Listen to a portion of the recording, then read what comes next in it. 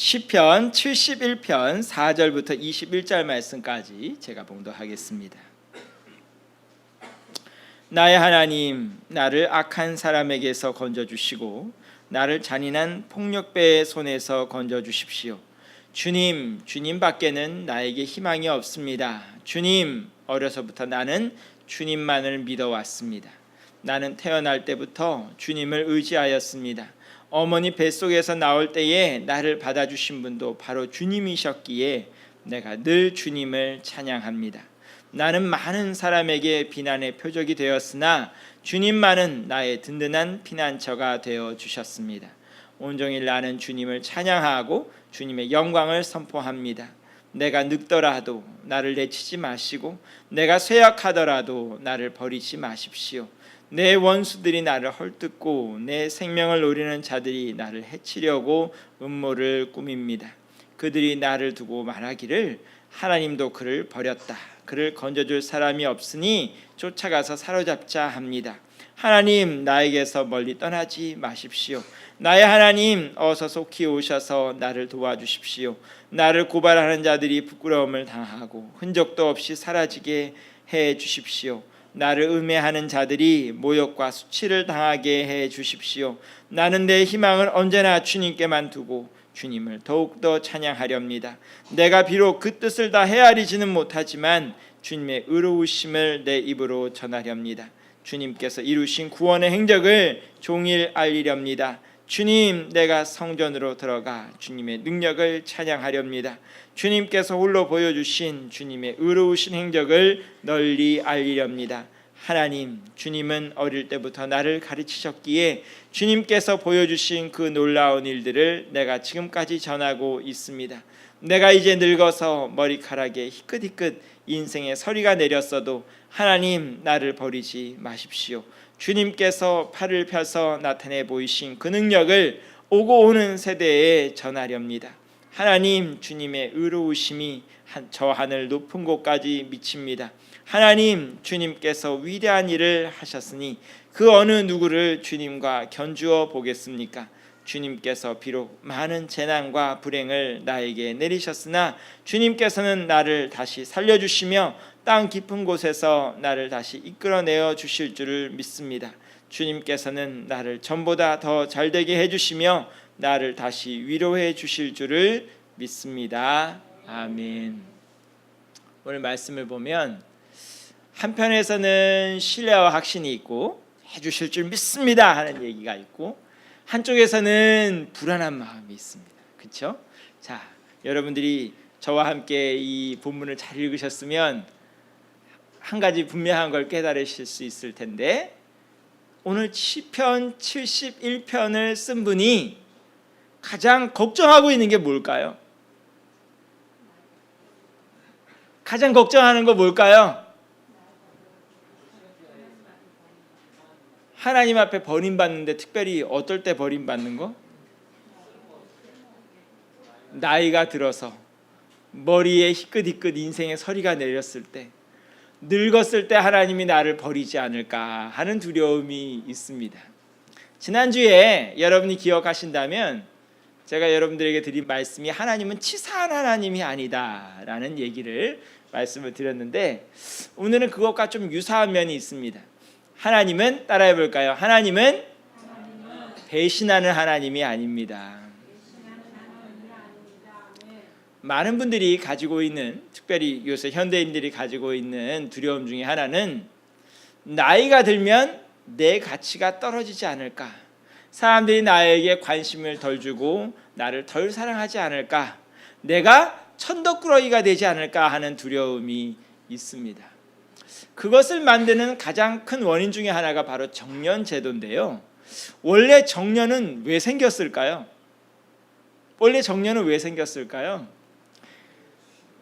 과거에는 정년이라는 게 어디 있어요? 평생 늙어 죽을 때까지 일해야만 사는 게 우리 인생이었던 거예요. 그러니까 너무나도 힘들잖아요. 그것도 연세 드신 분들이 힘이 다 있는데도 불구하고 농사일 한다고 호미질하고 온갖 노동 다 하는 거 너무 보기 힘들잖아요. 그래서 어떻게 하는 거예요? 이제는 젊을 때 열심히 일하셨으니까 이제 젊은 사람들이 복량할 테니까 이제 쉬십시오 하는 게 원래 정년 제도지요. 그래서 직장에서도 이제 너무 그렇게 연세 드셔서 힘드실 때까지 일하실 필요 없고, 이제 젊을 때 일 열심히 하셨으니까 뒤에 후배들이 이 책임지고 이 회사 잘 꾸려갈게요. 선배님들은 마음 놓고 쉬세요. 이제 여행도 다니시고 맛있는 것도 드시고 하시면서 편안한 노후를 즐기세요 하고 만든 게 원래 정년입니다. 그래서 정년이 되면 퇴직금도 드리고 연금도 드리고 하면서 편안히 쉬세요 하는 것이 원래 정년 제도인데, 요즘에는 그 의미가 많이 변했죠. 어떤 의미로 변했을까요? 젊은 사람들도 먹고 살 길이 막막하니 제발 연세 드신 분들은 나가주세요 하는 의미로 변했습니다. 그래서 정년이 반가운 것이 아니라 어떤 거예요? 슬프고 외롭고 답답한, 그야말로 좀 심하게 표현하면 쓸모없어서 이제 분리수거되는 듯한, 이제 당신의 효용 가치는 끝났어요 하는 그런 선언을 듣는 듯한 그런 비참한 선언이 바로 정년 제도가 되고 말았습니다. 그나마 연세가 들어서 직장에서 나가주세요 하는 건 그나마 다행이죠. 요새는 어떤 제도가 있어요? 명예퇴직.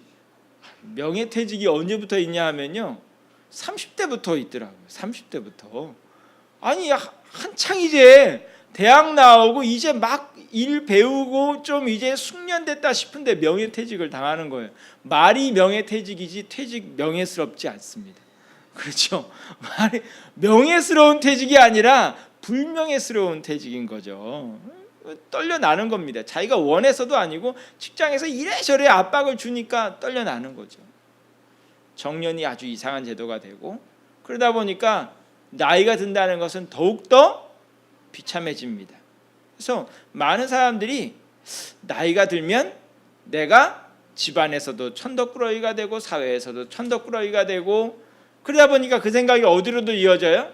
하나님도 내가 늙으면 버리지 않을까 하는 다소 황당하지만 나름 근거 있는 그런 두려움을 가지는 분들이 있습니다.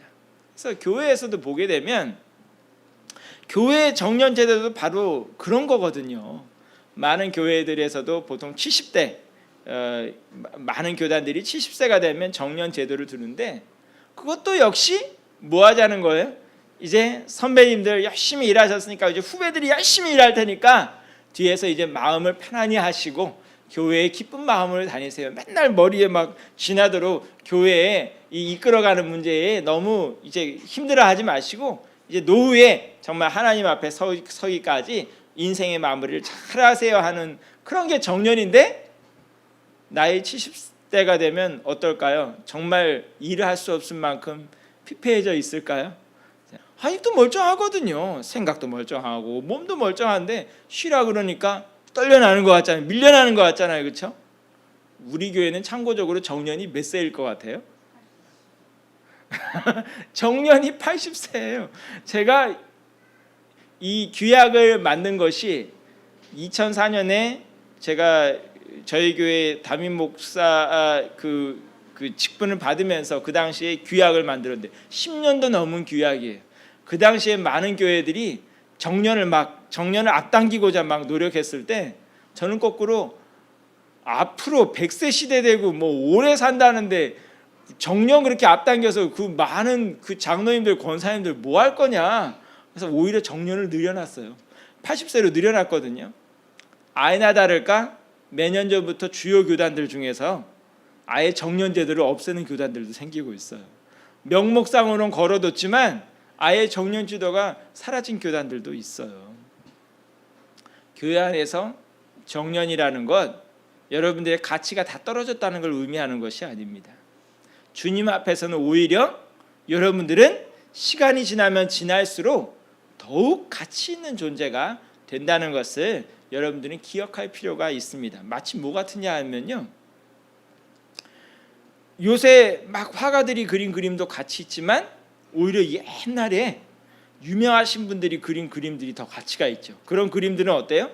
시간이 지나면 지날수록 가치가 마구마구 올라가는 거예요. 그래서 제가 알기로는 이 땅에서 제일 비싼 그림 중에 하나가 뭐냐 하면 모나리자 그림이에요. 눈썹도 안 보이는 여자 그림. 눈썹이 있는지 없는지도 모르겠어요. 그렇죠?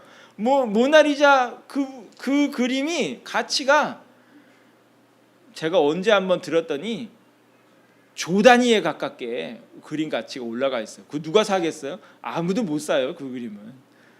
여러분들은 그것보다 더 가치가 있습니다.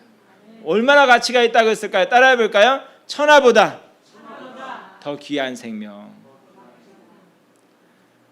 이 땅에서는 젊은 사람, 그야말로 힘이 센 사람, 멋있는 사람, 이런 사람이 같이 있을 줄을 모르나 하나님 앞에서는 오히려 믿음의 연륜이 더하면 더할수록 주님 앞에서는 더 가치 있는 사람이 됩니다. 왜냐하면 하나님은 관계를 굉장히 중요하게 여기시는 하나님이기 때문입니다.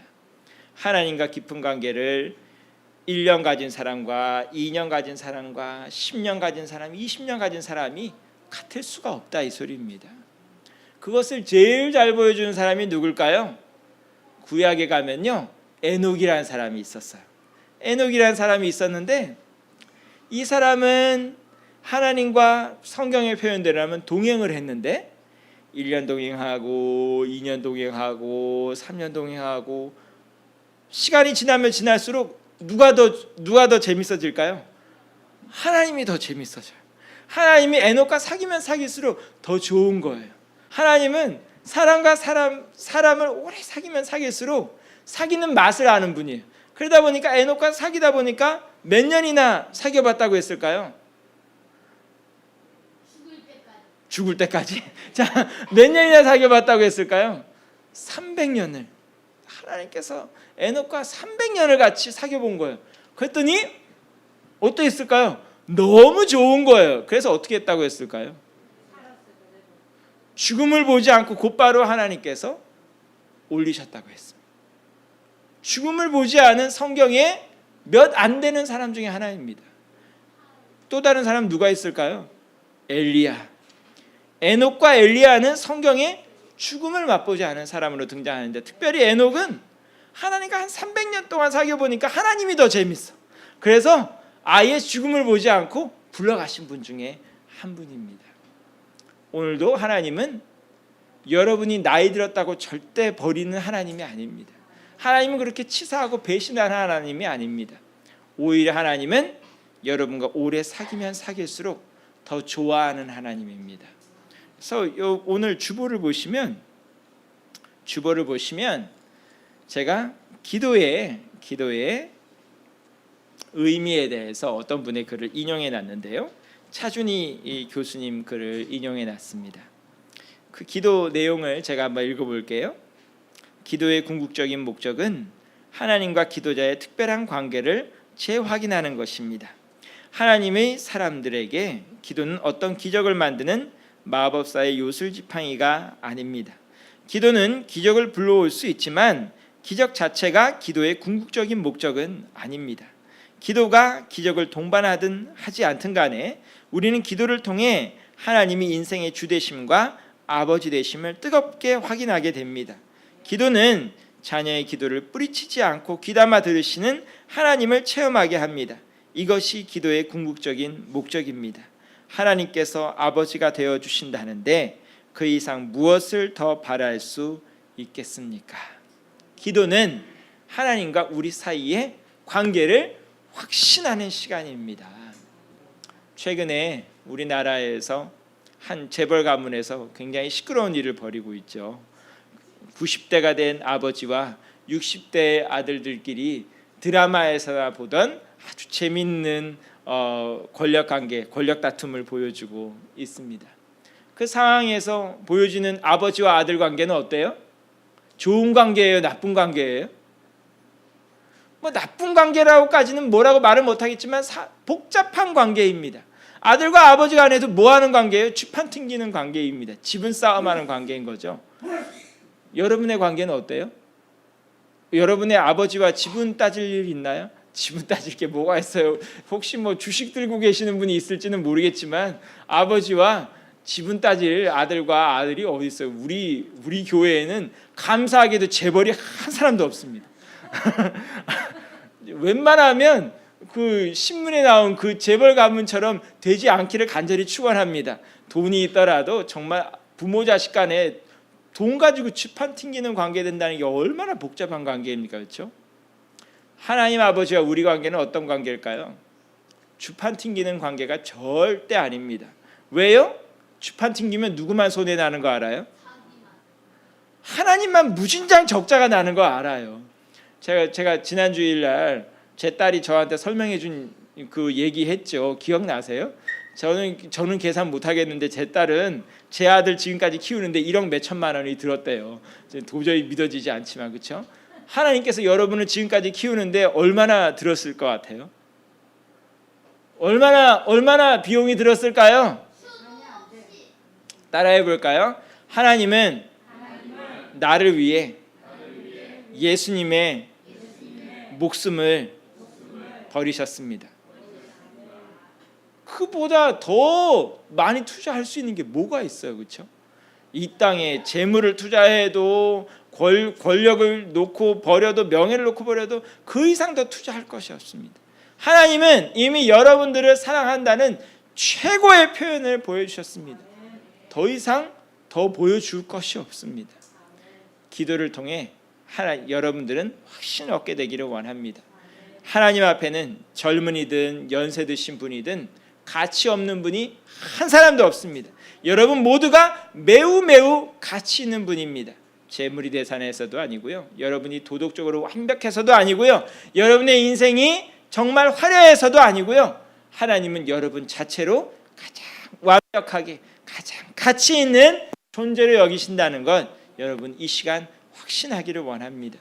그래서 교회에는 가치를 따질 때 여러분들 직분을 보고 여러분들의 세상의 명예를 보고 따지지 않습니다. 교회에 들어오면 세상에서 아무리 대단한 사장님이었더라도 교회에 들어오면 다 똑같은 형제와 자매입니다. 세상에 장관이 올지라도 대통령이 올지라도 교회에 와서 특별해질 이유가 하나도 없습니다. 오히려 주님 앞에서는 우리가 다 뭐같이 되지 않으면 천국에 들어갈 수 없다고 했을까요? 어린아이와 같이. 어린아이가 되라는 말이 뭘까요? 하나님의 자녀임을 확신하라는 소리죠. 여기서 어른인 채 하지 말라 이 소리입니다. 여기서 어른인 채 하는 순간 오히려 여러분들의 가치는 떨어집니다. 하나님의 자녀가 제일 가치 있는 곳이 교회라는 사실 여러분들이 잊지 않기를 원합니다. 다행히 오늘 시편 71편을 쓴 분은 내가 늙으면 버림받으면 어떡하지 하는 그런 근심을 가지고 있다가 마지막에는 어떻게 됐어요? 믿음이 회복됐습니다. 어떤 믿음이 회복됐을까요? 20절 말씀 보면 주님께서 비록 많은 재난과 불행을 나에게 내리셨으나, 뭔가 조금 억하 감정은 아직도 있죠. 주님께서는 나를 다시 살려주시며 땅 깊은 곳에서 나를 다시 이끌어내 주실 줄 믿습니다. 주님께서는 나를 전보다 더 잘되게 해주시며 나를 다시 위로해 주실 줄을 믿습니다. 21절 다시 한번 다 같이 한번 읽어볼까요? 시작. 주님께서는 나를 전보다 더 잘되게 해주시며 나를 다시 위로해 주실 줄을 믿습니다. 아멘. 이루어지기를 원합니다. 아멘. 나의 앞에 반석에서 샘물 나게 하시네.